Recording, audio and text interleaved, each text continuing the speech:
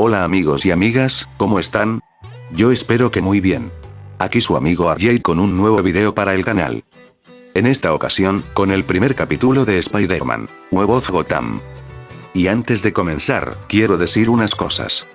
La primera, y como el primer video del año, espero que este nuevo año 2026, a todos ustedes les vaya bien en sus planes para este nuevo año que estamos comenzando. Estoy muy emocionado por todo lo que estoy planeado traer al canal. Pero primero, debemos acabar con los fanfics activos, para poder pasar a proyectos nuevos. Así que espero que no tenga más bloqueos, para poder retomar mis tiempos de subida de nuevos vídeos al canal. Como la segunda cosa que quiero comentarles, es que lamento mucho el tiempo que tarde en terminar este capítulo. La verdad, tuve un tremendo bloqueo del escritor, que incluso, afectó a mis otros proyectos activos y los que están en proceso. Aunque también fue por las fiestas de fin de año, que la pasé con mi familia que viven en otros estados de México, por lo que tampoco tuve mucho tiempo para poder escribir. Pero bueno, ahora que no hay compromisos a la vista, espero poder centrarme en mis fanfics. Y como tercera cosa a comentar, es sobre este fanfic en sí, pero creo que eso lo dejaré para el final del video, o si no, esta intro durará mucho tiempo XD. Así que quédense al final del video para más notas del autor. Y sin más que agregar, los dejo con este nuevo y primer capítulo de la nueva temporada del vecino amistoso en Gotham, Spider-Man, Webs of Gotham. O las redes de Gótica, para los que no sepan inglés, XD. Que lo disfruten. Gotham era un lugar oscuro y aterrador, casi el opuesto a Nueva York. Los días eran grises y las noches oscuras como un pozo profundo. Pero, aún así, en la oscuridad de Gotham, era cuando las luces brillaban con mayor intensidad. Y este era uno de esos momentos cuando Peter veía esa luz. A su alrededor, las luces de diferentes colores resplandecían y parpadeaban con un ritmo propio. El olor a comida barata y palomitas rancia inundaban los sentidos de Peter. Y una gran carpa roja era el centro de esta gran atracción que había llegado a la ciudad de los murciélagos. Hace unas horas, tras llegar a casa luego de un día más de escuela, May sorprendió a Peter con un par de entradas para el Circo Maravilla, que le habían regalado en el refugio Wayne para esta misma noche. Y ahí estaban, Peter y May estaban en medio de varias carpas de circo y atracciones para los visitantes.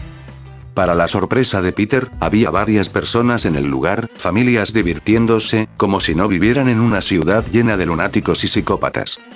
En ese momento, Peter no se sentía como el vigilante enmascarado que detenía criminales por las tardes. En ese momento, se sentía como un chico normal. Otra vez era ese niño pequeño al que le encantaba ir al circo con sus tíos. Y fue en ese momento que Peter regresó a la realidad. Ben ya no estaba.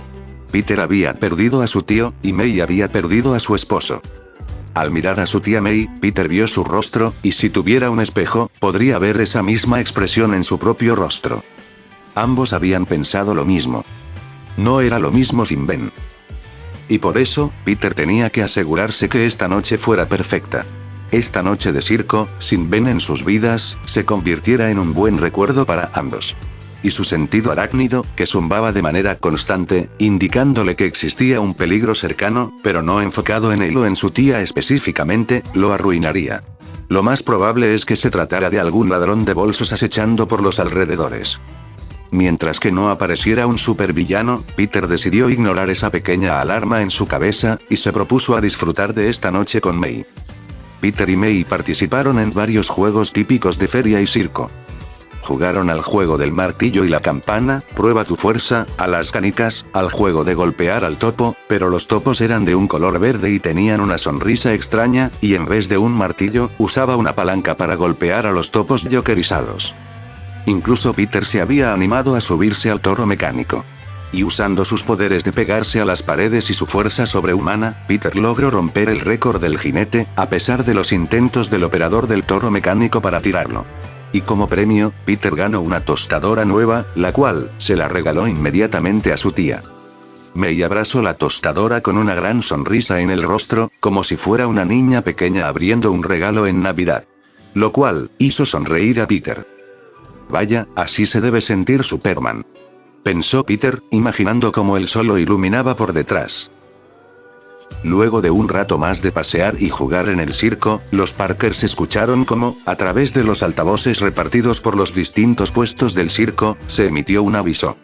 A todos los visitantes del Circo Maravilla, este es el primer llamado, el show está a punto de comenzar.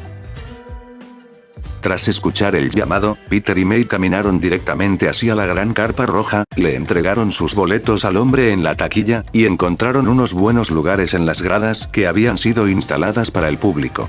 Luego de unos minutos, y que tras todas las gradas se llenaran con público ansioso, el show comenzó.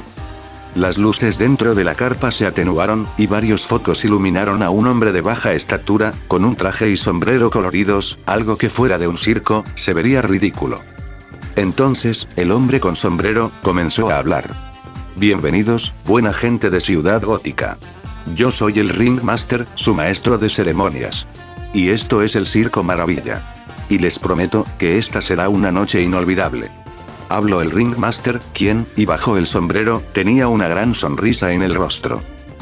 El show del Circo Maravilla había sido algo interesante, y de cierta manera, extraño para Peter. Si bien, esperaba el show con animales y los malabares, y esas cosas típicas de los circos. Peter no esperaba el show de las estrellas principales del Circo Maravilla. Los hermanos Gambones, eran dos hombres bajos y regordetes que parecían hechos de hule. Rebotaban en el suelo como si fueran pelotas y daban grandes saltos, como si tuvieran trampolines en los pies. El Rey Pitón era un contorsionista que hizo que Peter se retorciera en su lugar al ver cómo se doblaba como un pretzel. Como si no tuviera huesos en su cuerpo. El hombre bala, un gran hombre corpulento, con un casco de metal con la forma de una bala, fue disparado desde un cañón, atravesando varios anillos con fuego, y cayendo en una red de seguridad. El payaso, quien, acompañado de su marioneta, la cual, parecía hablar por sí sola, y ambos vestidos como payasos de circo, con una peluca de varios colores, maquillaje y una nariz roja, contaron varios chistes que lograron sacarles varias risas a las personas en las gradas. Pero algo extraño estaba pasando. Su sentido arácnido, por alguna razón, le advertía de un peligro cercano e intermitente. En varias ocasiones, durante el show del Circo Maravilla, su sentido arácnido lo hacía mirar hacia otro lado o mover la cabeza justo cuando las luces de colores que iluminaban el interior de la carpa pasaba justo donde había estado su cabeza instantes antes. Como si las luces fueran peligrosas. Quizás se debía a que su visión, al igual que sus otros sentidos, habían aumentado con sus poderes. Puede que, si sus ojos se cruzaran con las luces intensas del circo, podría lastimarse.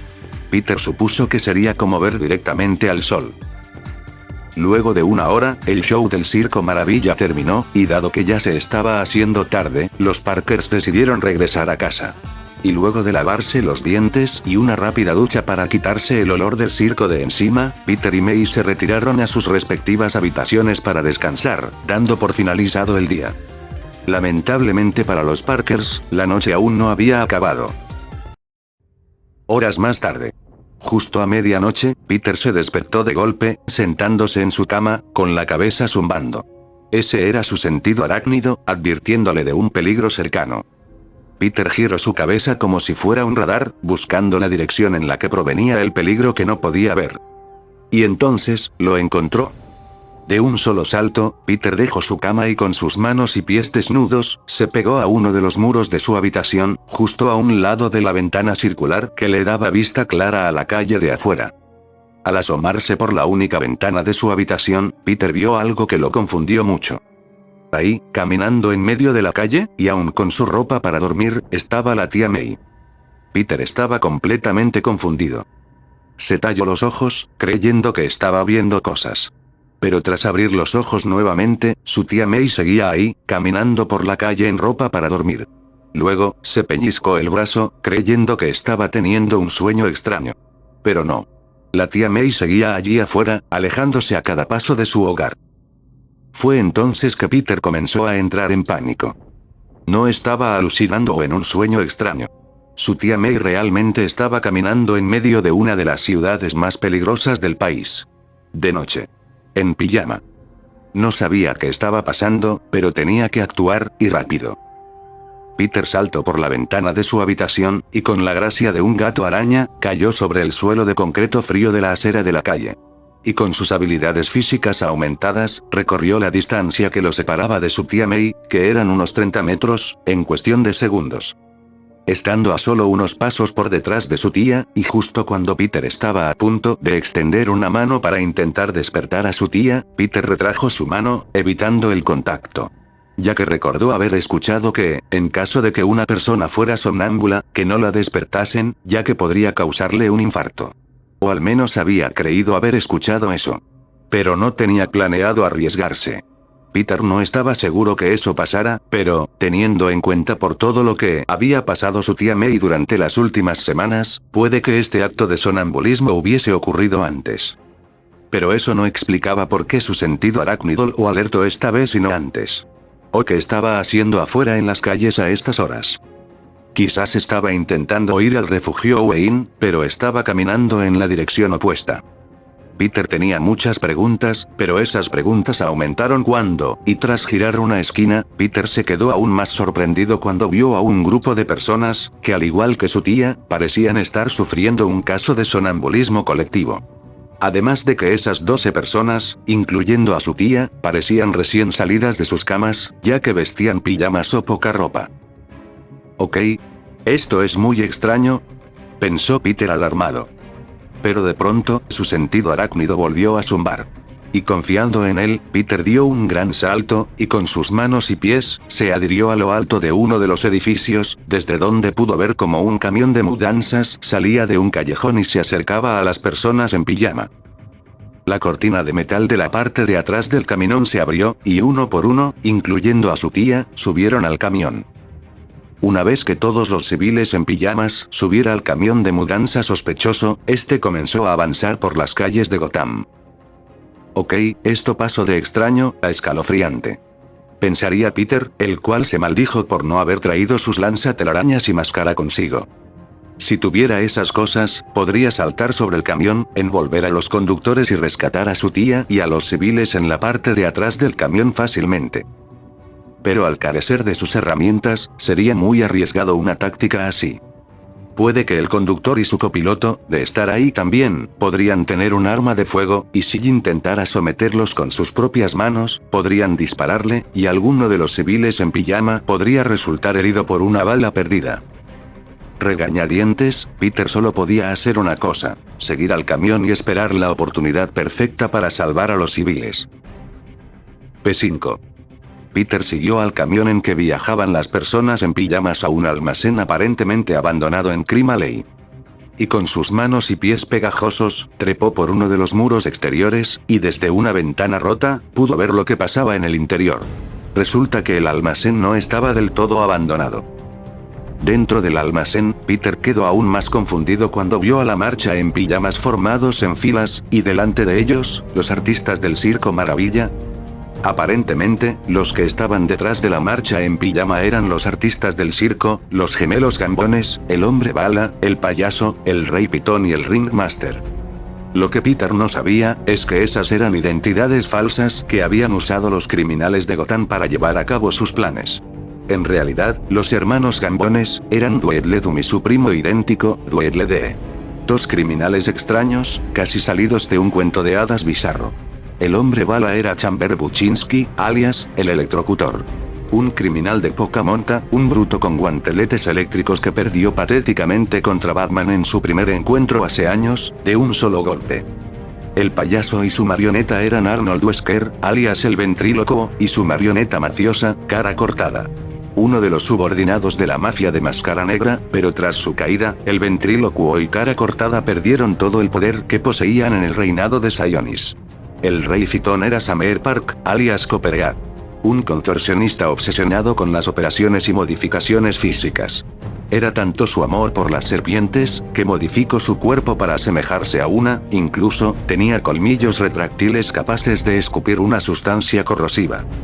Y como el líder de este extraño grupo, y como el Ringmaster, se encontraba Gally, el primer secuaz del Joker, antes de que, y en sus palabras, esa rubia estúpida le quitara su lugar como el segundo de la banda del Joker, y poco a poco fue rezagado en la organización, hasta que un día lo echaron a la calle. Pero ahora, y tras eliminar al anterior Ringmaster, y dominar su tecnología de hipnosis, se adueñó del circo del crimen, regresó a Gotham, y con el Joker desaparecido, vio su oportunidad para convertirse en el nuevo príncipe payaso del crimen. ¿Cuándo vamos a comenzar? Estoy harto de esperar. Refunfuñó el electrocutor, cruzado de brazos, molesto por la falta de acción. Gabby, al borde de su paciencia, inhaló y exhaló, estaba harto del electrocutor, pero como arma contundente era útil, apenas. Paciencia, Buchinsky. Todo a su tiempo. Aconsejó Gabby, ya harto de la actitud altanera del gorila con guantes eléctricos. Con una seña de Gabby, Dweedledum y Dweedledee comenzaron a repartir varios sacos que contenían atuendos y máscaras de payasos a los civiles en pijamas, y con la orden de Gabby, estos comenzaron a ponerse los disfraces. Bien, mientras que nuestros colaboradores se preparan, repasemos una vez más el plan. Digo Gabby con autoridad. Los primos idénticos removieron una lona vieja y sucia, dejando expuesto un pizarrón con varios recortes y fotografías colocados en él. Bien, mis aliados, como saben, gracias a las luces del circo y palabras claves durante el último show, he logrado hipnotizar a todas estas personas, las cuales obedecerán todas mis órdenes. Declaró Gabby, señalando a las personas disfrazadas de payasos. Este es el plan. Nos dividiremos en dos grupos. El ventríloco, Dweedledum y Dweedledee, con la mitad de los payasos hipnotizados, se encargarán de realizar disturbios en Chinatown para distraer a la policía. Mientras tanto, el electrocutor, Copperhead y yo, robaremos el Banco Central de Ciudad Gótica. Gracias a mi hipnosis, logré que uno de los guardias del banco me diera una copia de la llave de la puerta trasera para empleados del banco. Con ella, podremos entrar al banco sin llamar la atención. Una vez dentro, el electrocutor, haciendo honor a su nombre, sobrecargará los generadores del banco, provocando un apagón total, desactivando las cámaras de seguridad y la alarma del banco. Y Copperhead, usando su veneno corrosivo, derretirá las puertas de la bóveda. Tras hacernos con el botín, dejaremos atrás a los payasos hipnotizados para que carguen con la culpa del robo. Para cuando la GPSD se entere de lo que pasó, ya será demasiado tarde. ¿Alguna pregunta? Cuestionó Gabby, esperando que sus asociados captaran toda la información. Fue entonces que una mano se levantó, para la sorpresa de Gabby, no había sido la de Buchinsky. La pequeña mano de madera de la marioneta Scarface, llamando la atención del grupo de villanos reunidos. Todo está bien con el plan y eso. ¿Pero qué pasa con Batman y Robin? Preguntó Scarface.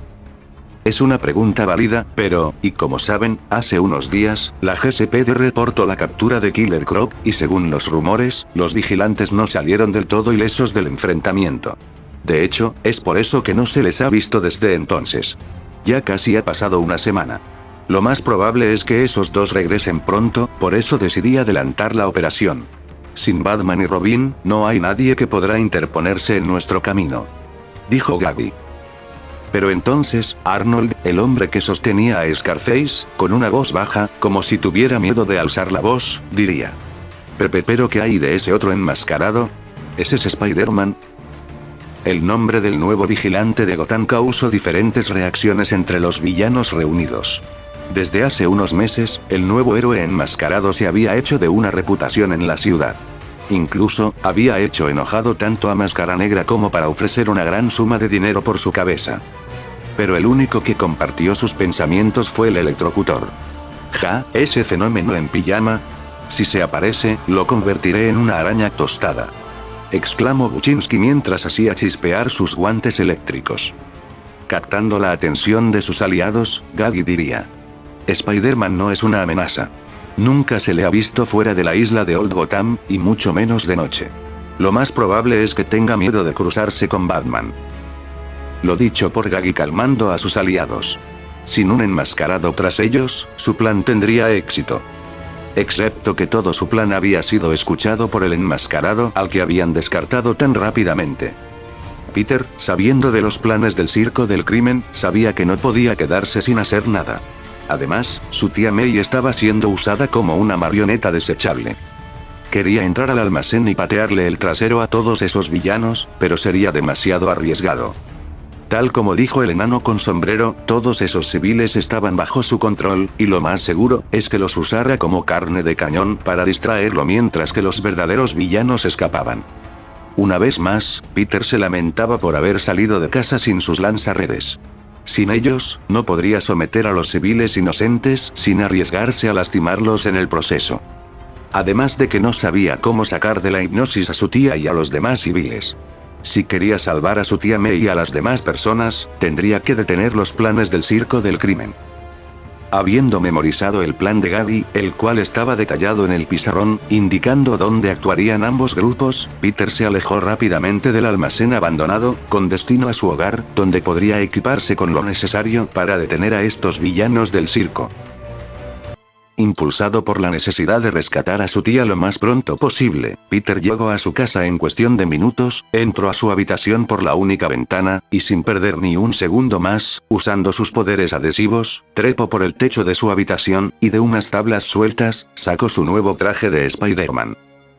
Tras cobrar el dinero de la beca Wayne, y luego de darle una parte a su tía May, Peter tuvo el dinero suficiente para invertir en su nuevo traje. Al fin dejaría de usar su ropa de civil como un traje improvisado. Con la máquina de coser de su tía, Peter pudo confeccionar un traje de Spandex perfecto para mantener su flexibilidad y agilidad, ya sea en las peleas o cuando se estuviera columpiando o saltando entre los tejados de la ciudad. Desde que era un niño pequeño, Peter había sido un gran fan de Superman. Y de cierta forma, lo homenajeaba con su nuevo traje. Esa era una de las razones por la cual, además de ser sus colores favoritos, los colores predominantes de su traje eran el rojo y el azul. Pero como no quería ser un sujeto con un traje de solo mallas rojas y azules, Peter se puso creativo. Encima de las partes rojas, que conformaban su pecho, guantes y botas, tenían un estampado de telarañas negras. Sus guantes estaban equipados con sus nuevos lanzatelarañas, con sus cartuchos de fluido de telaraña comprimidos. Llevaba un cinturón por debajo con algunas herramientas y varios cartuchos de telaraña extra. Además de sus nuevos cartuchos, también llevaba la versión 2.0 de sus bombas de telarañas, las cuales serían perfectas para enredar a varias personas a la vez. Su máscara era la pieza con mayor trabajo. Sus lentes de vidrio templados eran blancos con bordes negros afilados, tenían modo de visión nocturna, visión térmica y un escáner para captar frecuencias de radio. Además de poder realizar un zoom para aumentar su visión a distancia, grabar y tomar fotos con sus lentes. También quería incluir un modo de rayos X, para poder ver a través de las paredes, pero le fue imposible de adaptarlo a su simple máscara de Spandex. Si sobrecargaba los circuitos de su máscara, podría convertirse en la sorprendente araña con cabeza de fuego. Y en su pecho y espalda, tenía estampado una araña estilizada. Este era su escudo, su símbolo. El cual, esperaba que, en un futuro, al verlo, trajera esperanza y calma a la gente de Gotham. Con su nuevo traje puesto, Spider-Man salió una vez más de su casa, con solo un propósito en mente: rescatar a su tía May, a los civiles hipnotizados, y detener a la banda del circo del crimen. Pero sin que Spider-Man lo supiera, había otra persona, quien había llegado recientemente a Gotham, que tenía la misma idea en mente.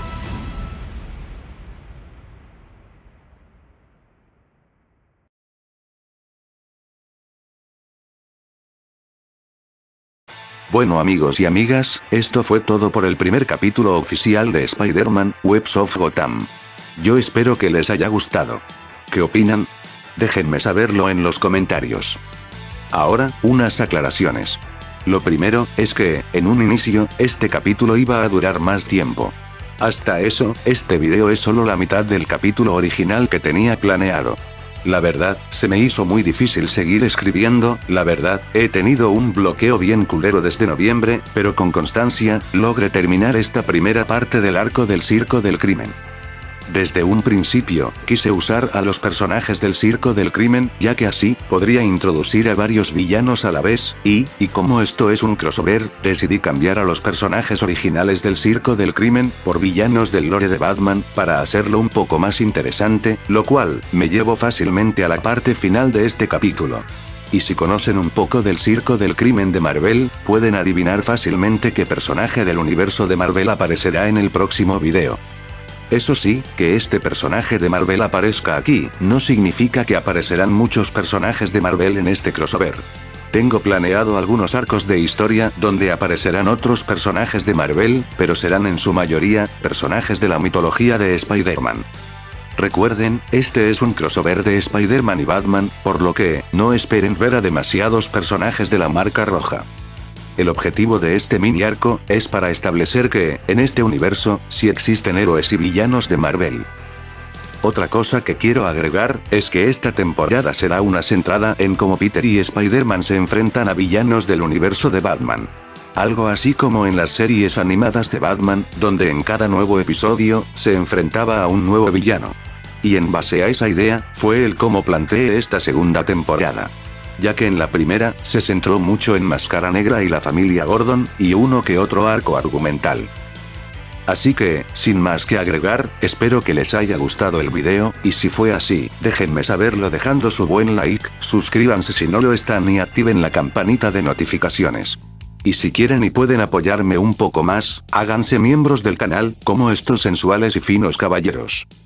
Yo soy RJ, y nos vemos en un próximo video, cuídense muchos, y... arrivederci.